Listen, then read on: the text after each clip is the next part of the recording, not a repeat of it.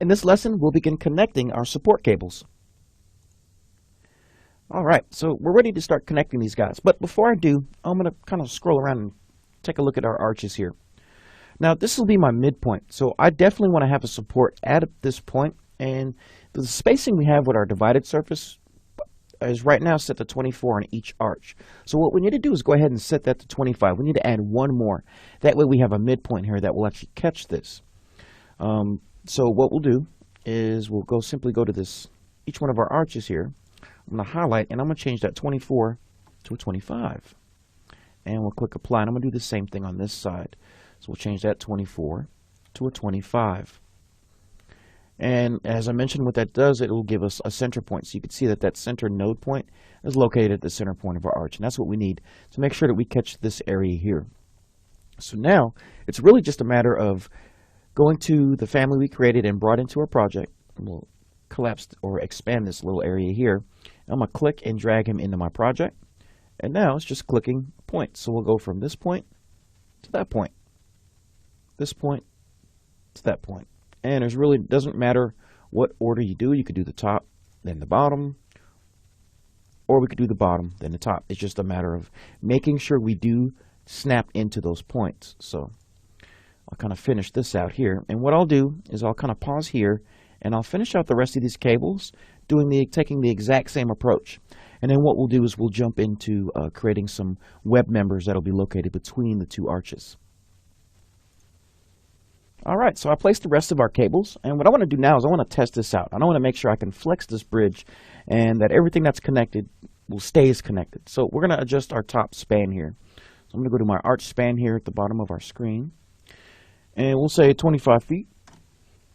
We'll hit enter, let Revit do some thinking really quick, and it expanded nicely. So nothing disconnected, everything stays connected. I'm going to Control Z because I like that 15-foot distance, creates that nice effect. Here for our structure, but we're making some really good progress. So what we can do at this point is we can start working on the web members that will actually be going in between the two arches. That'll help us with I guess I'm assuming it's mostly compressive forces that'll be going between these two arches from the weight that's being pulled down here. So to do that, we're going to go back to another adaptive environment. So I'm going to Control Tab till I get to another one with 2 points.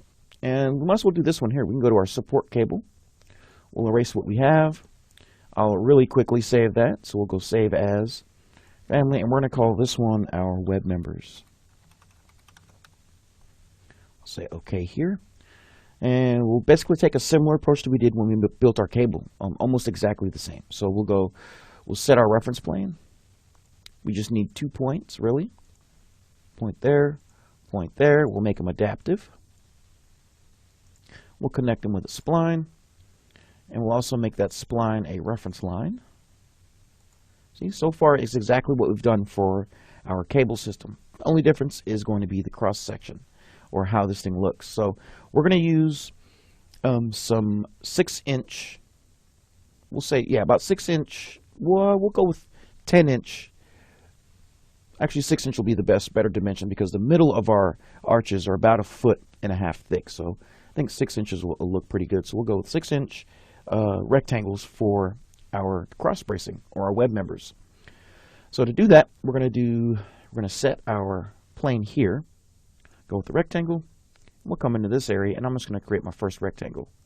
And again, I want that to be 6 inches by 6 inches. So we'll change this dimension to 6 inches, and we'll change this dimension to 6 inches. We'll go 6 inches. Now what we need to do is actually center this. I want this to be centered. So we'll click it, we'll move it, grab its midpoint here, drop it at that point. Do the same thing.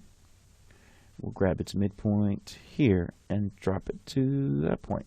And now it's centered on there really nicely.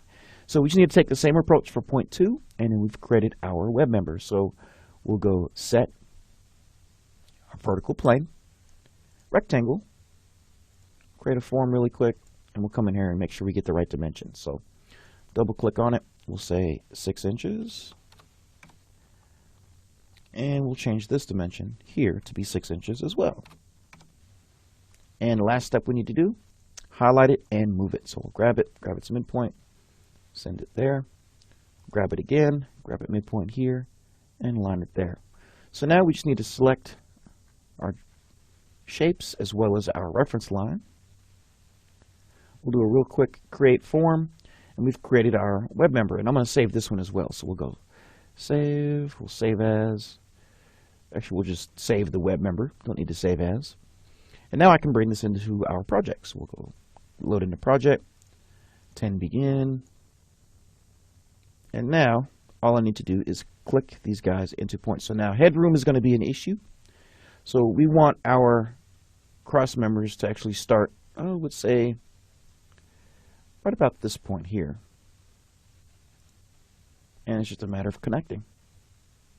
Easy as that. So we'll go from making sure I'm snapping at my point. So point there to my point here to my point there. And then that looks like I skipped one here. So I'm going to be really careful about that.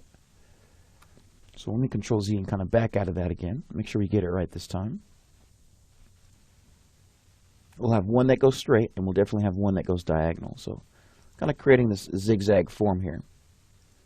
Again, I'm trying my best to make sure that I am snapping at the node points. And I'll know I'm there because you'll see that point, and you'll see that O, or that circle around that point. And that's how we create our web members. Easy as that. So what I'll do is I'll go ahead and fill in the blanks. I'll put in the rest of our web members. And in the next lesson, we'll load this into we'll create some footings at these ends, and then we'll load it into our project to get a final product. So I'll see you in the next lesson.